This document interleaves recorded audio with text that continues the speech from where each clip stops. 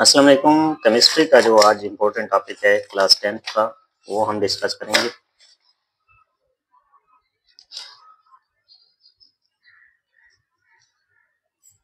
और इस टॉपिक का नाम है लॉ ऑफ मास एक्शन।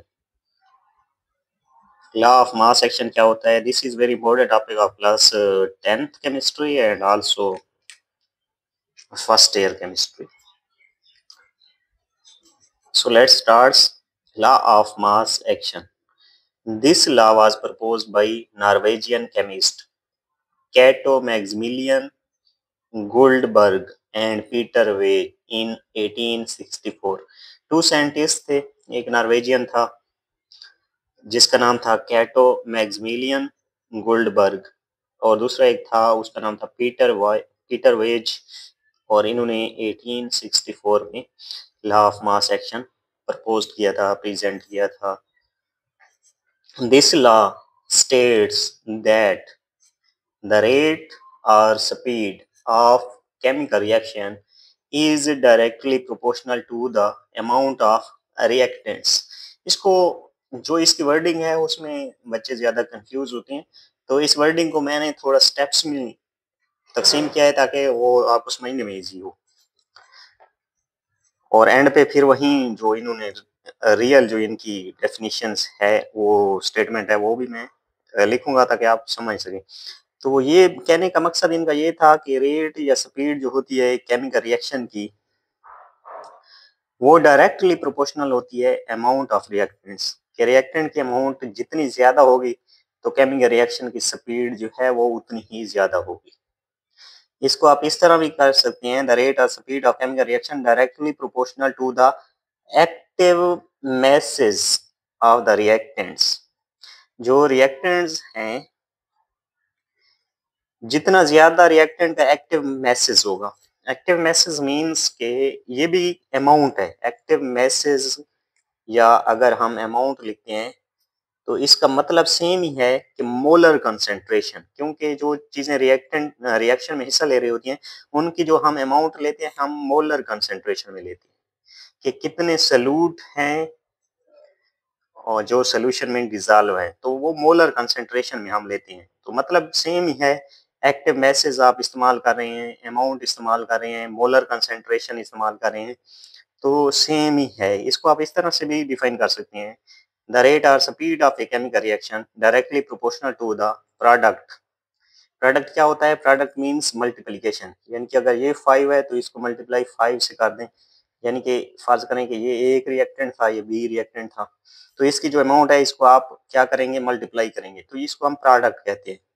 तो ये जितना आप मल्टीप्लाई करने पे जितना प्रोडक्ट ज्यादा होगा उसकी स्पीड उतनी ज्यादा होगी, directly proportional to the product of the reactants. Reactant का जितना प्रोडक्ट ज्यादा होगा, कंसंट्रेशन उसकी जितनी ज्यादा होगी, स्पीड उतनी केमिकल रिएक्शन की ज्यादा होगी।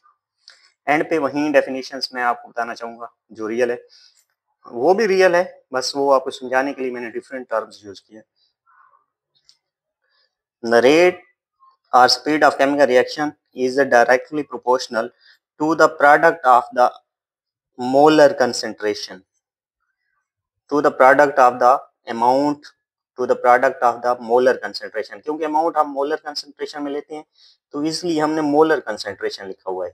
तो आप समझ सकते हैं कि ये इसी अमाउंट को ही कहते हैं, directly proportional to the product of the molar concentration और active masses of the reactants.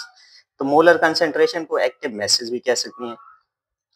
तो यानी कि मोलर कंसेंट्रेशन जो है इसके प्रोडक्ट हम लेंगे। कैसे? मोलर कंसेंट्रेशन, और मोलर कंसेंट्रेशन को हम रिप्रेजेंट किस तरह से करते हैं? ये देखें, ये ए रिएक्टेंट्स है, ये बी रिएक्टेंट्स है। तो यहाँ पर ये सिंपल मतलब है जो रिवर्सिबल रिएक्शंस है। तो ये मोलर कंसेंट्रेशन ए, इसको बड़ी ब्रैकेट्स में लिखते हैं, मोलर कंसेंट्रेशन को शो करती है बड़ी brackets. Molar concentration of B, molar concentration of C and molar concentration of D, ये प्रोडक्ट्स हैं।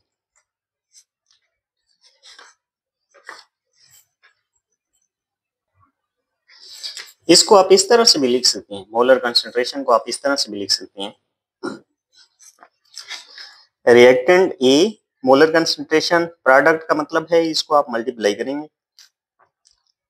ये भी रिएक्टेंट बी है, इसकी molar concentration, it gives us molar concentration of C, molar concentration of D. अगर इसको हम थोड़ा मैं सिंपल फर्ज करें कि मोलर कंसंट्रेशन जो है वो अ, हमारे पास यहाँ पर मोलर कंसंट्रेशन है 10 और यहाँ पर जो रिएक्टेंट दूसरा है उसकी भी मोलर कंसंट्रेशन है 10। तो हमें फॉर एग्जांपल अगर हमें यहाँ पर स्पीड है 15 मिनट्स लग रही है रिएक्शन कंप्लीट होते हुए, तो प्रोडक्ट सेम ही आएगा, ये प्रोडक्ट में कन्वर्ट हो जाएंगे। अगर मैं इसके अमाउंट डबल करता हूँ, फर्ज करें कि पहला जो एक रिएक्टेंट है इसमें से एक रिएक्टेंट की मैं मिकदार डबल कर देता हूँ, तो ये ऑटोमेटिक यानी कि ये इसकी स्पीड जो है वो कम हो गई, 15 मिनट से ये 10 मिनट लगेंगे अभी इसको कन्वर्ट होने में। और अगर फर्ज करें कि मैं यहाँ पर अगर अमाउंट फर्ज करें स्पीड डबल हुई है, अगर मैं दोनों को बढ़ा देता हूँ तो क्वाड्रेबल हो जाएगी स्पीड, स्पीड बहुत ज्यादा तेज हो जाएगी। तो अभी 5 मिनट में ये तब्दील हो रहा है। अभी मैंने एक रिएक्टेंट 20 मोलर कंसंट्रेशन ले ली, दूसरे रिएक्टेंट की 20 मोलर कंसंट्रेशन ले ली। अभी आप टाइम नोट करें कि फॉर एग्जांपल अब 50 मिनट्स में ये टोटल रिएक्शन कंप्लीट हो गया है। तो वो यही बात समझा रहा है कि जो रेट है फॉरवर्ड रिएक्शन डायरेक्टली प्रोपोर्शनल है molar concentration of A, molar concentration of B, और इनका प्रोडक्ट यानी कि इनको हम मल्टीप्लाई करेंगे आपस में, तो इनके प्रोडक्ट के जितना प्रोडक्ट ज्यादा होगा उतना रेट ऑफ फॉरवर्ड रिएक्शन तेज होगा, उतना जल्दी होगा हमारे पास। अगर हम इस प्रोपोर्शनैलिटी को हटाते हैं तो rate of forward reaction is equal to, इस प्रोपोर्शनैलिटी को हटाकर मैं इसकी जगह के लगाता हूँ, K constant. Rate of forward reaction molar concentration A molar concentration B, और रेट ऑफ रिवर्स रिएक्शन का भी सेम हो जाएगा। Rate of reverse reaction also directly proportional to the molar concentration of product, molar concentration of C and the product of molar concentration of D, इन दोनों का product. तो rate of reverse reaction directly proportional to the product of the molar concentration C, molar concentration of D. Rate of reverse reaction proportionality constant हटाएंगे तो same यहाँ पर भी हम के लगाएंगे और साथ में आर लगाएंगे, आर मीन्स रिवर्स रिएक्शन। तो रेट ऑफ रिवर्स रिएक्शन हो जाएगा molar concentration of product C and D.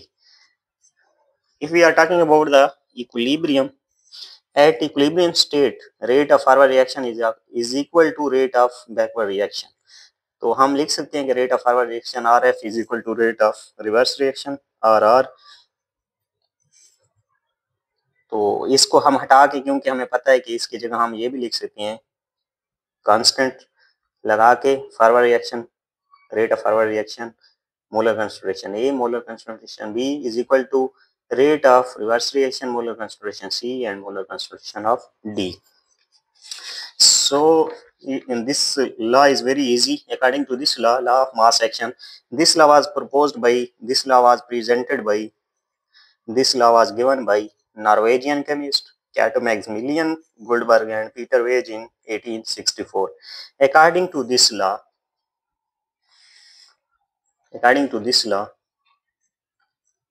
the rate or speed of a chemical reaction directly proportional to the product of the molar concentration of the reactants.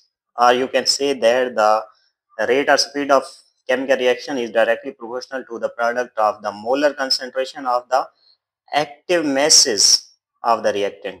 Active masses means uh, this word, only the wording is changed, is it means that molar concentration of the reactant.